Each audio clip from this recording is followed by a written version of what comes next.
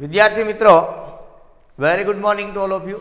ધોરણ 11 chapter number 4 રાસાયણિક બંધન અને આણ્વીય રચનાની અંદર આપણે ચર્ચા કરતા. આ ચેપ્ટરની અંદર જનરલી આપણે એ વાત કરવાની હતી કે ભાઈ લુઈસ બંધારણ જોયું. સૌથી પહેલા આપણે સ્થાયી સમઘનવાળી વાત કરી હતી કે ભાઈ સ્થાયી સમઘનની રચના છે એ શક્ય નથી. ત્યાર પછી તો કે ભાઈ ત્યાર પછી આપણે એ ચર્ચા કરી અથવા તો એ વાત કરી કે ભાઈ આ જે સ્થાયી સમઘનવાળી રચનાને ફગાવીને પછી આપણે લેંગમ્યુર માટે 1919ની અંદર વાત કરી કે ભાઈ આ પ્રકારે ચર્ચા છે એની અંદર થાય, બરોબર, કે એની અંદર સહસંયોજક બંધની રચના થાય, અષ્ટકનો નિયમ એ વાત કરી. પછી આપણે એની અંદર પણ અષ્ટકના નિયમ છે એની મર્યાદાઓ જોઈ કે અષ્ટકના નિયમની મર્યાદાઓ પણ છે, કંઈક 4-5 મર્યાદાઓ પણ અષ્ટકના નિયમની આપણે જોઈ અને એની પણ આપણે ચર્ચા કરી. ત્યાર પછીના ભાગની અંદર આપણે એ પ્રકારની વાત કરી ભી કાલે કે ભાઈ આયનીય બંધ અથવા તો વિદ્યુત સંયોજક બંધ કોને કહેવાય, કેવી રીતે આયનીય બંધની રચના થાય. તો કાલે વાત કરી હતી કે ભાઈ કોઈ તટસ્થ અણુ છે એમાંથી ધન આયન બનવો, તટસ્થ અણુ છે એમાંથી ઋણ આયન બનવો, ધન આયન ને ઋણ આયનને જોડાય અને કોઈ ઘન પદાર્થ બનવો ત્યારે આયનીકરણ એન્થાલ્પી, ઇલેક્ટ્રોન પ્રાપ્તિ એન્થાલ્પી અને લેટિસ એન્થાલ્પી માટેની આપણે ચર્ચા કરી. અને આયનીય બંધ માટે પણ કર્યું કે આ ત્રણેય એન્થાલ્પીનું મૂલ્ય જેટલું વધુ ઋણ એટલો આયનીય બંધ વધુ પ્રબળ, એટલું એ આયનીય સંયોજન વધુ સ્થાયી, બરાબર, એની બાબતની આપણે ચર્ચા કરી. ત્યાર પછી એકાદ બે પરિબળ બીજા પણ જોયા આપણે, બરોબર. બંધ પ્રાંચલોની અંદર બંધ લંબાઈ જોઈ અને બંધ કોણ જોયું. બંધ લંબાઈની અંદર ખાસ આપણે ચર્ચા કરી હતી કે ભાઈ બંધ લંબાઈ બે પ્રકારની અંદર જોઈ. આમ બંધ લંબાઈ જનરલી શું થયું કે અણુમાંના જે અંતર છે એ અંતર ના તો કેન્દ્ર વચ્ચેના અંતરથી જે સંતુલિત અંતર હતું એને આપણે બંધ લંબાઈ કીધી કે બે અણુ છે એના બે કેન્દ્રથી અંતર લેવાનું એટલે શું કહેવાય, સંતુલિત અંતરને બંધ લંબાઈ કહેવાય. એની અંદર આપણે બે ત્રિજ્યા જોઈ હતી, સહસંયોજક ત્રિજ્યા અને વાન ડર વાલ્સ ત્રિજ્યા. એ શું છે તો કે આમ જનરલી જો તો અણુમાંના બે પરમાણુ વચ્ચેના અંતરનું અડધું અંતર એ સહસંયોજક ત્રિજ્યા થાય. તમે આવર્તમાં ડાબી બાજુથી જમણી બાજુ તરફ જાઓ એમ સહસંયોજક ત્રિજ્યા ઘટે. અપવાદ તરીકે સમૂહ નંબર 17ના તત્વો કાઢી નાખવાના. આવર્તની અંદર તમે ડાબી બાજુથી કઈ બાજુ જાઓ, જમણી બાજુ તરફ જાઓ એમ સહસંયોજક ત્રિજ્યા ઘટે, કારણ કે પરમાણ્વીય ત્રિજ્યા ઘટે તો સહસંયોજક ત્રિજ્યા ઘટે. આ બંને વસ્તુ એક જ છે, બરોબર છે. સેમ કારણ કે સહસંયોજક ત્રિજ્યા તમે એમ જ માપતા હતા ને, બંધ લંબાઈથી અડધું કરી નાખતા હતા એટલે એ થયું તમારું. સેમ સમૂહમાં તમે ઉપરથી નીચે તરફ જાઓ એમ એની સહસંયોજક ત્રિજ્યા છે એ વધે. અને બીજી વાત કરી હતી આપણે વાન ડર વાલ્સ ત્રિજ્યા, કે વાન ડર વાલ્સ બળ કોને કહેવાય કે અણુ અણુ વચ્ચે પ્રવર્તતું અતિ નિર્બળ આકર્ષણ બળ. ફરી પાછો બોલું છું, શું? અણુ અણુ વચ્ચે પ્રવર્તતું અતિ નિર્બળ આકર્ષણ બળ એટલે શું કહેવાય એને? વાન ડર વાલ્સ બળ કહેવાય. શું કહેવાય એને? વાન ડર વાલ્સ બળ તરીકે ઓળખવામાં આવે, બરોબર. સેકન્ડરી થિંગ આપણે એ બાબતની ચર્ચા કરતા હતા કે એ બાબતની આપણે વાત કરતા હતા એની અંદર, બરોબર, કે ભાઈ બંધ લંબાઈ છે. ત્યાર પછી આપણે ચર્ચા કરી હતી, સોરી ફોર બંધ લંબાઈ બાકી હતી આપણી પાસે, બરોબર. એની અંદર સોરી બંધ લંબાઈ જોઈ અને બીજું શું જોયું આપણે બંધ કોણ. હજી બે પેરામીટર આપણે આની અંદર ભણવાના છે બંધ પ્રાચલોની અંદર. એ બે પેરામીટર ક્યાં ક્યાં ભણવાના છે આપણે એના માટેની આપણે વાત કરીએ તો એ ક્યાં ક્યાં બંધ પ્રાંચલો આપણે ભણવાના છે, ક્યાં ક્યાં બંધ પરિબળો જોવાના છે. તો એના પછીનો આપણે ત્રીજો જે ભાગ જોવાનો હતો આપણી પાસે હતો એ હતી આપણી પાસે બંધ એન્થાલ્પી. શું? બંધ એન્થાલ્પી. એન્થાલ્પી એટલે ઉષ્મા ઉર્જા, બરોબર. આગળ પણ મેં તમને અવારનવાર કહેતો આવું છું કે એન્થાલ્પી એટલે શું છે, બરોબર. એન્થાલ્પી એટલે ઉષ્મા ઉર્જા. ઘણા બધા પ્રકારની એન્થાલ્પી હોય, જુદી જુદી જગ્યા ઉપર એન્થાલ્પી છે એનું નામ જુદું જુદું આપવામાં આવે, બરોબર. ચાલો, કે હનુમાન બાપાના ઘણા બધા નામ, એમ એન્થાલ્પીના ઘણા બધા નામ છે, બરોબર. જુદા જુદા પ્રકારની એન્થાલ્પી છે. હનુમાન બાપાએ જેવું જેવું કામ કર્યું એ પ્રમાણે એને નામ આપતા ગયા. આને પણ જુદા જુદા કામ ઉપર જુદું જુદું નામ આપવામાં આવે છે. બંધ એન્થાલ્પી કોને કહેવાય તો તમારી બુકની અંદર બહુ સરસ મજાની વ્યાખ્યા આપેલી છે, બરોબર. કે ભાઈ સંપૂર્ણપણે અથવા તો તમે એવું કહી શકો એની અંદર કે ભાઈ વાયુમય અવસ્થાના બે પરમાણુઓ વચ્ચેના વાયુમય અવસ્થામાં, ખાસ કઈ અવસ્થામાં? વાયુમય અવસ્થામાં, બરોબર, બે પરમાણુઓ વચ્ચેના ખાસ પ્રકારના બંધને તોડવા માટે આપવી પડતી ઉષ્મા ઉર્જાને શું કહેવાય? એની બંધ એન્થાલ્પી. ફરી પાછો કહું છું, શું કીધું આપણે? વાયુમય અવસ્થામાં બે પરમાણુઓ વચ્ચેના ખાસ પ્રકારના બંધને તોડવા માટે આપવી પડતી ઉષ્મા ઉર્જાને શું કહેવાય? એની બંધ એન્થાલ્પી તરીકે ઓળખવામાં આવે છે. કે ભાઈ વાયુમય અવસ્થાની અંદર બે પરમાણુ છે, એ બે પરમાણુ વચ્ચેના ખાસ પ્રકારનો જે બંધ હોય એને તોડવા માટે જે ઉષ્મા ઉર્જા આપવી પડે એને શું કહેવાય? બંધ એન્થાલ્પી. પણ ખાસ મુખ્ય કન્ડિશન આની એ છે, કઈ કન્ડિશન છે? વાયુમય અવસ્થા, બરોબર. દાખલા તરીકે સપોઝ તમને ટેક્સ્ટ બુકની અંદર આપ્યું છે કે ભાઈ H2 ગેસ છે વાયુમય અવસ્થામાં, બરોબર. હવે H2 ગેસ છે તો જનરલી તમને ખબર પડે કે ભાઈ આને તમે તોડો, ઉષ્મા આપીને તમે તોડો એટલે શેમાં રૂપાંતર પામે? આ H ગેસ વત્તા H ગેસ, બરાબર છે. તોડવાના છે બંધને. માનો કે આ હોય તો આની અંદર આવો બંધ હોય કે ના હોય? H કરીને આ અણુ, બરોબર. આ કઈ અવસ્થામાં છે? આખો અણુ વાયુમય અવસ્થામાં. આ બંધને મારે તોડવો છે, તો આ બંધને તોડવા માટે ઉર્જા જે મારે આપવી પડે એ એન્થાલ્પીને શું કહેવાય? બંધ એન્થાલ્પી. ડેલ્ટા AH શું બોલાય? ડેલ્ટા AH ઇક્વલ ટુ, આની કંઈક વેલ્યુ આપી છે, તમારે યાદ નથી રાખવાની, પણ ખાલી સમજવાનું છે કે આને શું કહેવાય, બરોબર. ડેલ્ટા AH આપી છે તમને 435.8. ડેલ્ટા AH 0 એવું કહેવાય. 435.8 કિલો જૂલ પર મોલ. ડેલ્ટા AH 0 નો મતલબ શું? જો આ 0 જે ઉપર લખેલો હોય ને, બરોબર, અથવા તો આવું લખેલું છે એ 0 જ બોલવાનું, તમારે કંઈ પ્રશ્ન નથી. આને બોલવાનું પ્રમાણિત. આનો મતલબ શું થાય? પ્રમાણિત. આનો મતલબ થાય એટોમાઇઝેશન. એટોમાઇઝેશનને ગુજરાતીમાં કહેવાય પરમાણવીયકરણ. શું કહેવાય? પરમાણવીયકરણ. મતલબ કે અણુમાંથી પરમાણુની અંદર રૂપાંતર થઈ એના માટે જે ઉષ્મા ઉર્જા આપી, બરોબર, કહેવાય એને બંધ એન્થાલ્પી, બંધ તોડ્યો એટલે. પણ એ ડેલ્ટા AH 0 એનો મતલબ શું થયો? એટોમાઇઝેશન એન્થાલ્પી. શું બોલે આને? એટોમાઇઝેશન એન્થાલ્પી. આ છે એટલે કહેવાય પ્રમાણિત પરમાણવીયકરણ એન્થાલ્પી, અથવા તો બંધ એન્થાલ્પી કહો તો પણ ચાલે. પણ પરમાણુમાં રૂપાંતર થાય એટલે શું કહેવાય? પરમાણવીયકરણ એન્થાલ્પી. આ મૂલ્ય. અને આનો મતલબ એવો છે કે આનો એકમ શું થાય? કિલો જૂલ પર મોલ.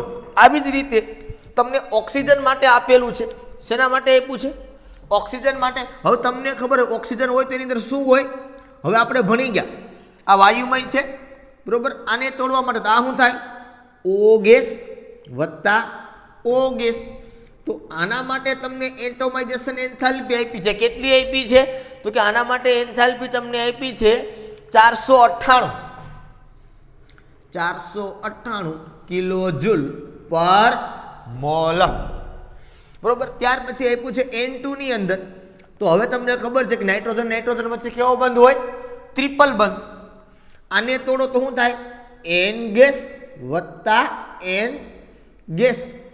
તો અહીંયા તમને એન્થાલ્પી આપી છે એટોમાઇઝેશન એન્થાલ્પી 946 કિલો જૂલ પર મોલ. હવે જો એક વસ્તુ તમે જોવો, શું કે હાઇડ્રોજન હતો તો એની અંદર શું હતું? તો કે ભાઈ સર હાઇડ્રોજન હતો તો એની અંદર સિંગલ બંધ હતો, ઓક્સિજનમાં ડબલ બંધ, નાઇટ્રોજનમાં ટ્રિપલ બંધ. તો આનો મતલબ એમ થયો કે એક બંધ તોડવા કરતા બે બંધની અંદર વધારે ઉષ્મા ઉર્જા આપવી પડે અને બે બંધ કરતા ત્રણ બંધ તોડવામાં. એ તો અકલવાળી વાત છે કે નહીં? તો આ કિંમત ઉપરથી આપણે એ સમજમાં આવે કે બંધ એન્થાલ્પીની અંદર એક બંધ તોડવા માટે આપવી પડતી ઉષ્મા ઉર્જા અથવા તો એટોમાઇઝેશન એનર્જી એના કરતાં વધારે કોની હોય? દ્વિબંધની. એના કરતાં વધારે કોની હોય? ત્રિબંધની. તો આવી રીતે લખી શકાય કે ભાઈ એટોમાઇઝેશન એન્થાલ્પી, બરોબર, આ JEE કે નીટની અંદર પૂછાઈ શકે, બરોબર. અહીં લખાય કે એક બંધ, એના કરતાં વધારે દ્વિબંધ અને એના કરતાં વધારે ત્રિબંધની અંદર એટોમાઇઝેશન એન્થાલ્પીનું મૂલ્ય છે એ આપણને જોવા મળે, બરોબર છે? ઓકે, ચાલો હવે આની અંદર આપણે હજી વાત કરવાની છે કે સર આ તો એક જ સરખા થયા, મતલબ સમ પરમાણુ કહેવાય, સમાન પરમાણુ અંદર જુદા પાડે છે. માનો કે વિષમ પરમાણુ હોય તો, કેવા પરમાણુ હોય તો? વિષમ પરમાણુ હોય તો દાખલા તરીકે તમને એક આપ્યું છે HCl. શું આપ્યું છે? HCl. તો HCl થી કેમ હોય? H અને Cl. જો સમજ, આ બધું ગેસિયસમાં જ હોય. અને તમે તોડો એટલે શું થાય છે? H ગેસ વત્તા Cl ગેસ. અહીંયા કંઈક એન્થાલ્પીનું મૂલ્ય હોય, બરોબર. ચાલો, તમને ટેક્સ્ટ બુકની અંદર આપેલું જ છે, આપ્યું છે 431 કિલો જૂલ પર મોલ.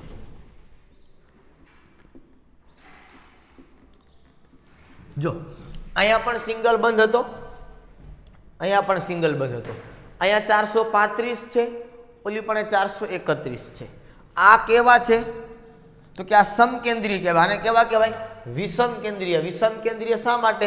તો કે ભાઈ HCl હોય તો આ H અને આ Cl, અને હાઇડ્રોજન હોય તો આ બે હાઇડ્રોજન, તો આ બેના કેન્દ્ર સમાન છે તો કે નહીં, એટલે આને કહેવાય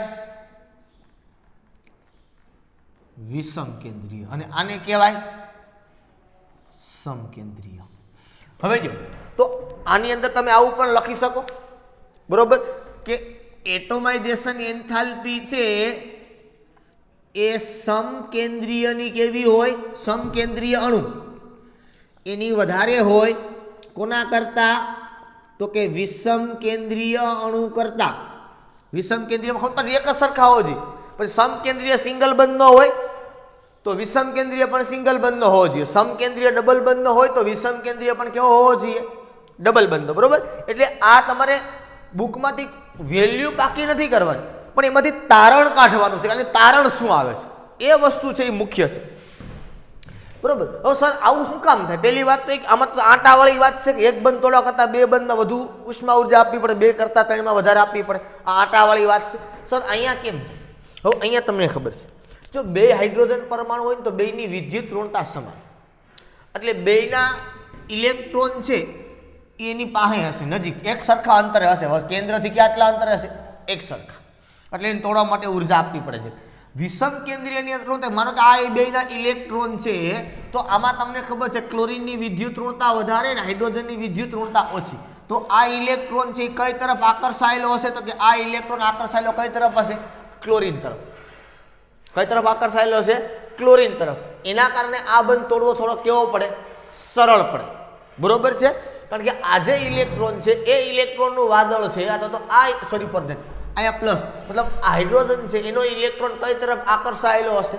ક્લોરીન તરફ, બરોબર. જેના કારણે આ બંધને તોડવા માટે તમારે ઓછી ઉર્જા આપવી પડે. એટલે સમકેન્દ્રીય અણુની અંદર એન્થાલ્પી વધુ થાય, કોના કરતાં? વિષમ કેન્દ્રીય કરતાં. હવે બીજી વાત કરીએ કે સર એવો અણુ હોય કે એની અંદર બે એક જ પ્રકારના બંધ હોય તો શું એની અંદર થોડો ઉષ્મા ઉર્જા સરખી આપવી પડે? સપોઝ સર શું તમે વાત કરો છો, કંઈ ખબર ના પડે. ધારો કે તમારી પાસે H2O છે. શું છે? H2. હવે જો આ અણુ છે પહેલો બંધ, ઈ કોનો તોડું છું? H અને O. બીજો બંધ તોડું તો કોની વચ્ચે તૂટે? O અને H. બે સમાન થયા કે નહીં? એ બે માટે જોઈએ આપણે સમાન જોઈએ. હાલો પહેલા હું આ પહેલો બંધ તોડું તો શું થાય?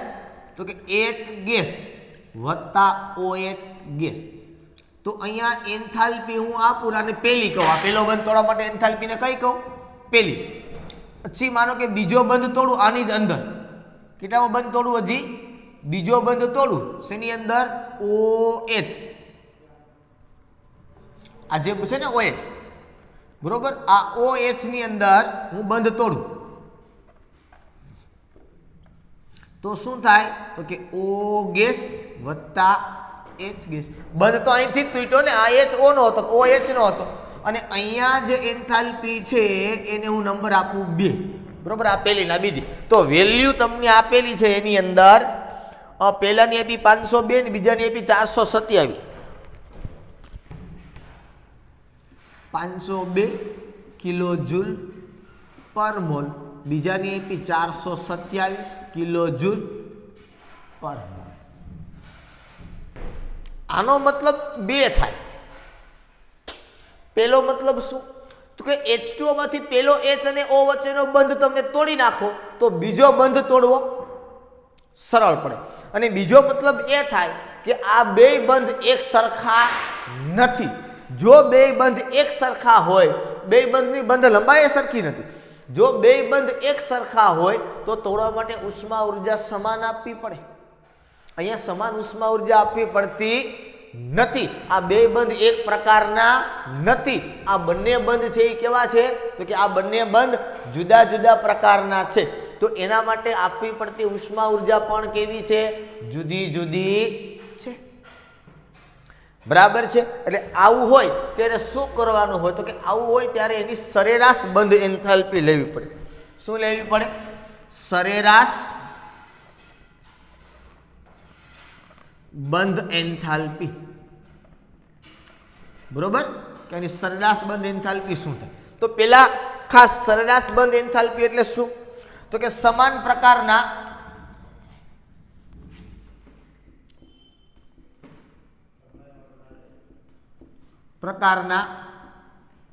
બંધની એન્થાલ્પી નો સરવાળો છેદમાં તૂટેલા બંધની સંખ્યા. છેદમાં શું લેવાનું છે આપણે? તૂટેલા બંધની સંખ્યા. અહીંયા જુઓ કે સમાન પ્રકારના બંધની એન્થાલ્પીનો સરવાળો, સમાન પ્રકારના બંધ OH અને OH અહીંયા, તો પેલું છે એ કયું થયું? તો આનો મતલબ આવો થાય. કેવો? કે ડેલ્ટા AH1 0 વત્તા ડેલ્ટા AH2 0 ના છેદમાં 2 ઇક્વલ ટુ અહીંયા 502 વત્તા 427 એને ભાંગા 2. જે મળે એ તમારો જવાબ. અને છેલ્લે એકમ લખવાનો છે કિલો જૂલ પ્રતિ મોલ. આને કહેવાય સરેરાશ બંધ એન્થાલ્પી. રેડી? એટલે ખાસ આ બંધ એન્થાલ્પીની અંદર છે એ તમારે ધ્યાન એ બાબતનું રાખવાનું છે. બરોબર. અને એક વસ્તુ સીધી જોવાની હોય કે જો બંધની સંખ્યા વધે ને તો બંધની પ્રબળતા વધે. બંધની સંખ્યા વધે તો શું થાય? બંધની પ્રબળતા વધે. અને બીજી વાત હંમેશા યાદ રાખવાની કે સિંગલ બંધની બંધ લંબાઈ કરતાં ડબલ બંધની બંધ લંબાઈ છે, બરોબર છે, એ તમને આપી છે. બંધ લંબાઈ નથી આપી, આ બંધ તોડવા માટે આપી છે. હવે તમારે એક વસ્તુ જોવી ને તો તમે પેલા ભાગવાળા કોષ્ટકની અંદર તમે જો, બરોબર, કે એમાં અમુકમાં તમને બંધ લંબાઈ આપી છે. શું આપી છે? એમાં તમને બંધ લંબાઈ આપી છે. તમે બંધ લંબાઈની અંદર ખાસ કરીને જો તો તમને ખ્યાલ પડશે કોની વધારે છે અને કોની ઓછી છે. કોષ્ટક નંબર 4.3 ની અંદર જો, શેની અંદર જોવો? કોષ્ટક નંબર 4.3 ની અંદર જો, એમાં સિંગલ બંધ લ્યો, ડબલ બંધ લ્યો અને ટ્રિપલ બંધ લ્યો.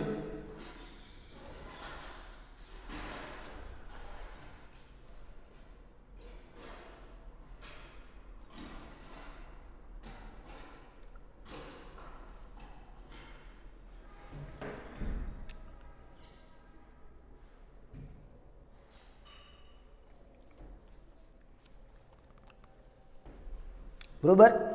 એ કોષ્ટકની અંદર તમારે જોવાનું છે કે તમને શું આપવામાં આવ્યું છે. તો કે ભાઈ એમાં તો ઘણા બધાને આપી છે. એના કરતાં એક કામ કરો, કોષ્ટક નંબર 4.2 ની અંદર જોઈ લો. બરોબર? એમાં જો તમને બંધ લંબાઈ આપેલી છે. બરોબર? એમાં તમે જો કાર્બન કાર્બન સિંગલ બંધની જુઓ, કાર્બન કાર્બન ડબલ બંધની જુઓ અને કાર્બન કાર્બન ટ્રિપલ બંધની જુઓ. તો એમાં પણ તમને ખબર પડશે કે બંધ લંબાઈ એક બંધ છે એની વધારે હશે, દ્વિબંધ છે એની ઓછી હશે ને એના કરતાં ઓછી શેની હશે? ત્રિબંધની. બરોબર. હું તમને ખાલી કોની જોવાની કહું છું? કાર્બન કાર્બનની જો, મતલબ એક સમાન પ્રકારના પરમાણુમાં એવું જ જોવા મળે છે. પછી CO જોવો, COમાં જોવો, પછી C ડબલ બંધ ઓમાં જોવો, અને પછી C ટ્રિપલ બંધ ઓની અંદર એ તો નથી આપ્યું. બરોબર. એટલે એ પ્રકારે તમે જોવો તો પણ તમને CN માં જોવો, C ડબલ બંધ Nમાં જોવો અને C ટ્રિપલ બંધ Nની અંદર જોવો તો પણ તમને ખ્યાલ પડશે કે સિંગલ બંધ છે, બરોબર, એની બંધ લંબાઈ વધુ હોય, ડબલ બંધ છે એની બંધ લંબાઈ ઓછી હોય, અને ટ્રિપલ બંધ છે એની બંધ લંબાઈ એના કરતાં પણ કેવી હોય? ઓછી હોય. બરોબર. CNમાં તમે જોવો તો એ ખબર પડશે. બરોબર. એ જ પ્રમાણે 4.3 કોષ્ટકમાં તમે જોઈ લો, સિંગલ બંધની જોવો, પછી ડબલ બંધની જોવો, અને એના કરતાં પણ ઓછી શેની હશે? ટ્રિપલ બંધની. કોઈ પણની અંદર તમે જોઈ લો તો બંધ લંબાઈની અંદર તમને આ વસ્તુ જોવા મળે. કારણ કે જેમ બંધની સંખ્યા વધે ને, અને બંધની સંખ્યા કહેવાય કે બંધ ક્રમાંક આપણે આગળ ભણવાના છે. જેમ બંધ ક્રમાંક વધે ને એમ એની બંધ લંબાઈ ઘટે. કારણ કે જેમ બંધ બને ને આ એકબીજાને ક્યાં આવે? નજીક નજીક. કારણ ઇલેક્ટ્રોનની ભાગીદારી જેમ વધે એમ એ બેનો સંબંધ ઘાટો થાય, એ બે એકબીજાને ક્યાં આવે? નજીક આવે. હંમેશા યાદ રાખવાનું કે જેમ બંધ સંખ્યા વધતી જાય એમ બંધ લંબાઈ ઘટે, ને બંધ લંબાઈ ઘટે એટલે તમે જો બંધ એન્થાલ્પી શું થાય? એની વધતી જાય. ઓકે, આપણે જોઈએ હજી એક પરિબળ જે આપણે જોવાનું છે આના ઉપરનું, પછી આપણે ચર્ચા કરીએ આગળ. આના પછીનું આપણે પરિબળ જે જોવાનું છે એ કયું પરિબળ જોવાનું છે? તો કે ભાઈ આના પછીનું જે આપણે પરિબળ જોવાનું છે, બરોબર, એનું નામ છે બંધ ક્રમાંક.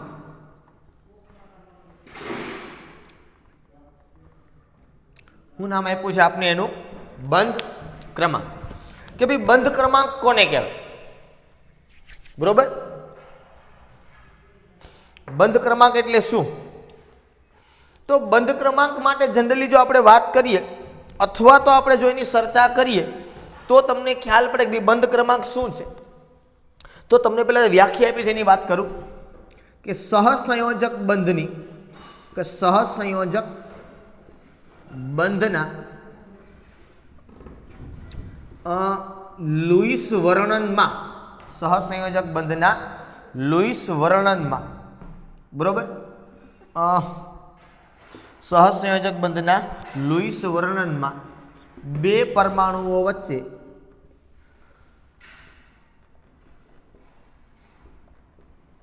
બંધની સંખ્યાને તેનો બંધ ક્રમાંક કહે છે. બંધ ક્રમાંક એટલે બીજું કંઈ નથી ભાઈ. હાઇડ્રોજન હાઇડ્રોજન વચ્ચે કેટલા બંધ? એક, તો એનો બંધ ક્રમાંક 1. અહીંયા કેટલા બંધ? 2, તો એનો બંધ ક્રમાંક 2. અહીંયા કેટલા? તો કે બંધ ક્રમાંક 3. હવે આને બંધ ક્રમાંક તમે કયો તો આને ભેગા ભેગા બંધકારક ઇલેક્ટ્રોન યુગ્મની સંખ્યા પણ કહેવાય કે નહીં? હું શું બોલું છું સમજજો. બંધકારક ઇલેક્ટ્રોન યુગ્મ, યુગ્મ એટલે જોડ.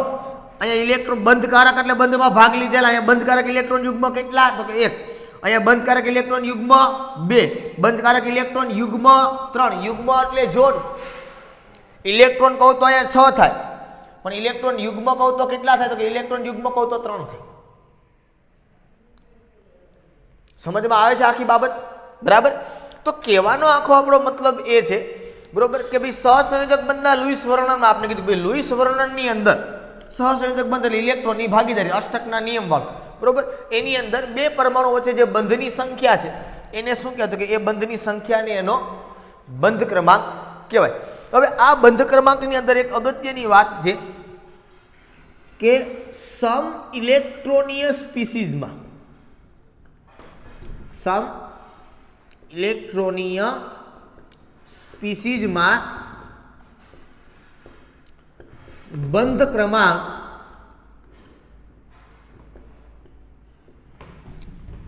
સમાન હોય છે. સમ ઇલેક્ટ્રોનીય સ્પીસીઝમાં બંધ ક્રમાંક છે એ કેવો હોય? સમાન. દાખલા તરીકે હું તમને એક્ઝામ્પલ આપું કે ભાઈ F2 અને O2 2- કયો? F2 અને O2 2 માઇનસ F2 ની અંદર જો 9 દુ ને 18 ઇલેક્ટ્રોન, અહીંયા O2 ની અંદર 8 દુ 16 ને 2 18 ઇલેક્ટ્રોન છે. સમ ઇલેક્ટ્રોનીય સ્પીસીસ છે. હવે તમને ખબર છે, શું ખબર છે? તો ચાલો અહીંયા લખો ફ્લોરિન, અહીંયા લખો ફ્લોરિન, બરોબર. અહીંયા કેટલા ઇલેક્ટ્રોન? તો કે અહીંયા ઇલેક્ટ્રોનની સંખ્યા થાય સર 7, અહીંયા થાય 7. આની વચ્ચે બંધ કયો બને? તો કે આની વચ્ચે બંધ બને સિંગલ. વાર્તા પૂરી. અષ્ટક થઈ ગયો. 2 4 6 ને 2 8 અહીંયા થઈ ગયું. O2 2 માઇનસ ની અંદર જોઈએ આપણે, બરોબર, કે O2 2 માઇનસ ની અંદર સર શું થાય છે? તો અહીંયા લખો ઓક્સિજન, અહીંયા લખો ઓક્સિજન, બરોબર. અહીંયા ઇલેક્ટ્રોન લખો 1 2 3 4 5 અને 6, 1 2 3 4 5 અને 6, બરોબર. 2 માઇનસ છે, બે એક એક ઇલેક્ટ્રોન મેળવે છે. પહેલા ત્યાં સિંગલ બંધ બનાવી દઉં, બરોબર. હવે જો કેટલા થયા? 2 4 5 6 7, પણ બે એક એક મેળવે છે. ક્યાંથી આવે છે કે ખબર નહીં ક્યાંથી આવે. 2 માઇનસ નો મતલબ મેળવ્યો તો 2 4 5 6 અને 2 8 થઈ ગયા. સેમ હજી એક એક્ઝામ્પલ તમને આપ્યું છે, એ લોકોએ લગભગ મારા ખ્યાલથી એક આપ્યું છે NO પ્લસ CO અને એક છે NP. 7 ને 8 15 એટલે આ 14, 6 ને 8 14, 7 દુ 14, બરોબર. આની અંદર જોવો ત્રણેયની અંદર તો પણ તમને સેમ મળે. જોઈએ આપણે આ નાઇટ્રોજન, આ ઓક્સિજન. હાલો, નાઇટ્રોજનમાં કેટલા ઇલેક્ટ્રોન? તો કે આપણે ખબર છે સર 5, 1 2 3 4 5, 1 2 3 4 5 6 પ્લસ છે, બરોબર. જોશું આપણે. હાલો, પેલા કેટલો બંધ બનાવો? તો કે પેલા સર એક બંધ બનાવો, પછી બે બંધ બનાવો, બરોબર. આવજો 2 2 4 5 6 અને 7 થયા. અહીંયા 3 ને 4 5 6 7 અને 8 આના થઈ ગયા, આના થતા નથી, બરોબર. પણ આ ત્રીજો બંધ બનાવું ને એક ઇલેક્ટ્રોન કાઢી નાખવાનો છે. ગમે ત્યાં તમે કાઢો, અહીંથી કાઢો તો ભલે ને અહીંથી કાઢો તો પણ ભલે, બરોબર. અહીંથી હું કાઢી નાખું 3 ને 6, 6 ને 2 8 અહીંયા થઈ ગયા. અહીંયા 1 2 3 3 ને 3 6 ને 2 8 એક ઇલેક્ટ્રોન મેં કાઢ્યો એટલે આખા ઉપર વીજભાર કેવો આવશે? પોઝિટિવ. સમજમાં આવી આખી બાબત? NO પ્લસ મગજમાં બેઠું કે બે વચ્ચે પોઝિટિવ, અહીંથી મેં ઇલેક્ટ્રોન કાઢી નાખ્યો છે.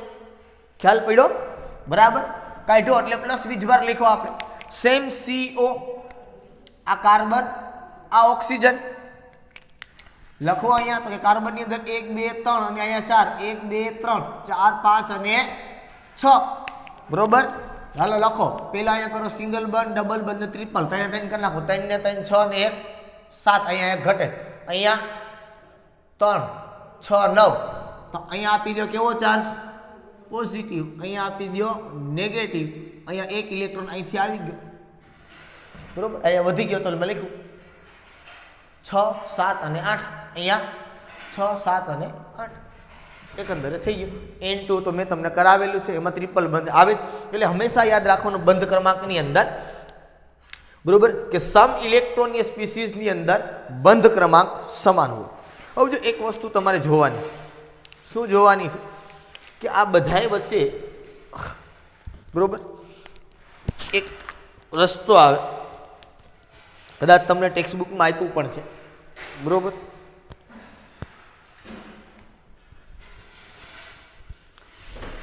તમે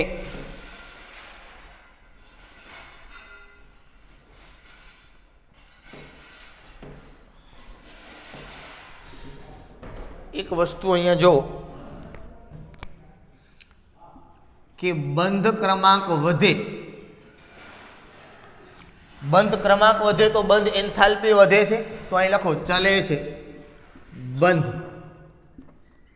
એન્થાલ્પી, બરોબર.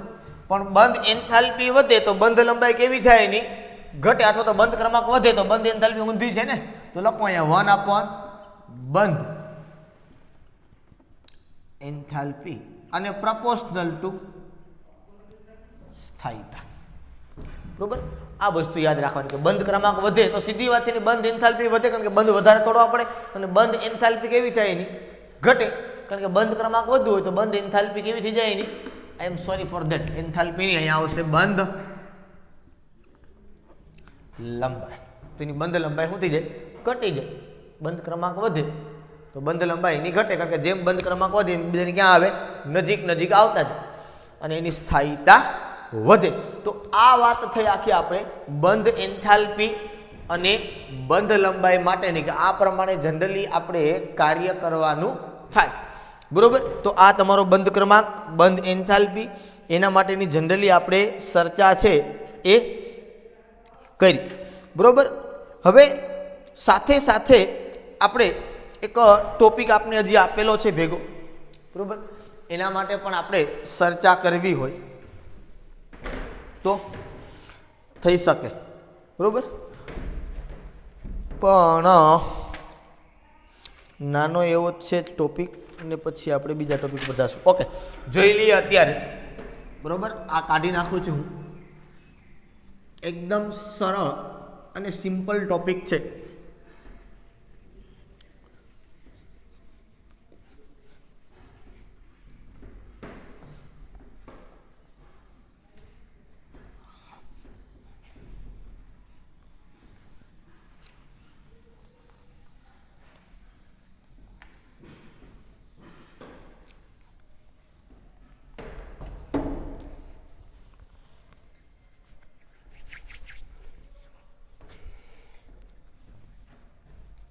ચાલો, હવે ત્યાર પછીનો ટોપિક તમને આપેલો છે સંસ્પંદન રચનાઓ.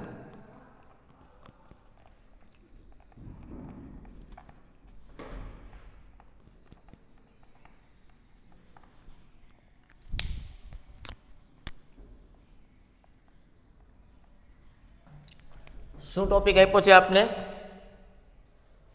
સંસ્પંદન રચનાઓ, કે ભાઈ સંસ્પંદન રચનાઓ કેવી રીતે હોય, શું હોય. હવે શું છે સંસ્પંદન રચનાની જરૂરિયાત શા માટે પડી? તો ભાઈ એવું કહે છે કે સંસ્પંદન રચનાની જરૂરિયાત એટલા માટે પડી કે જે લુઈસ વર્ણનની અંદર, કે અથવા તો જે લુઈસની રચના આપણે જે જોઈ એ રચનાની અંદર, કે એક લુઈસ રચનાથી એની અણુની સ્થાયીતા ના સમજાવે.